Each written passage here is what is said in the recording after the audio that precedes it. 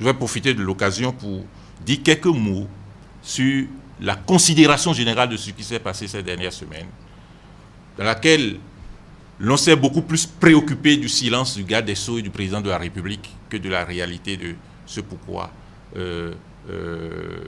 chacun s'émeut. Je vais vous dire juste 2 ou 3 mots en termes de principe de gouvernance de la justice.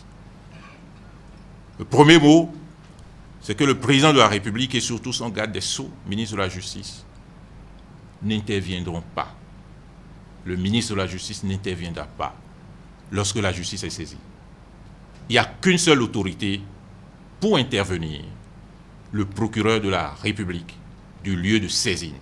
Je voudrais vous le dire, je voudrais le dire à toutes et à tous de notre opinion publique.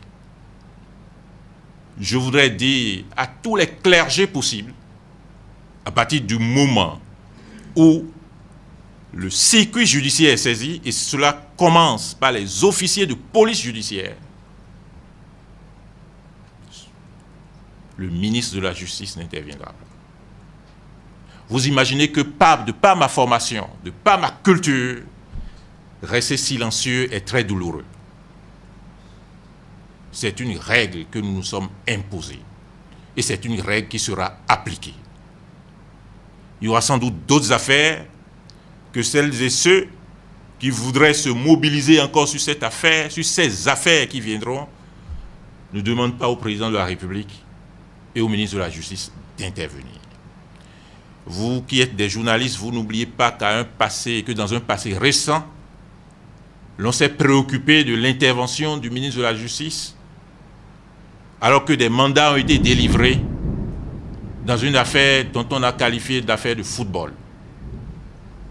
Le ministre de la Justice considère aujourd'hui, et le gouvernement considère aujourd'hui, que toutes les fois que le processus judiciaire sera enclenché, il appartiendra aux autorités judiciaires d'informer l'opinion.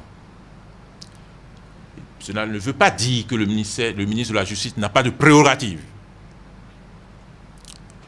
Il a, au plan de la procédure pénale, la faculté de donner des instructions.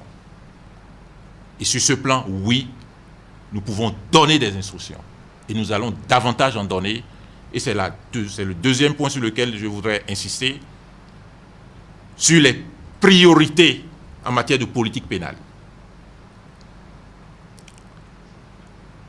Les parquets seront sans état d'âme lorsqu'il s'agira de réprimer les crimes de sang, lorsqu'il s'agira de réprimer les atteintes contre les personnes vulnérables, les femmes, les enfants, lorsqu'il s'agira de réprimer la criminalité économique et lorsqu'il s'agira de réprimer le trafic de stupéfiants.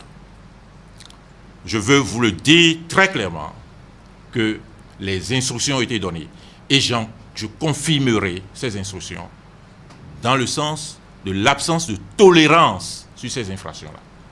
Cela, c'est la politique pénale du gouvernement. Chaque gouvernement a sa politique pénale et nous allons davantage asseoir ça et davantage mettre en place cette politique pénale.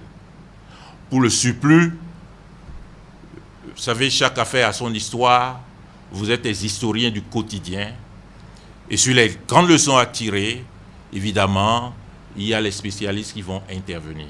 Mais il me tenait à cœur, j'attendais que vous me posiez quelques questions là-dessus. J'ai anticipé. Et je vous remercie de m'avoir entendu.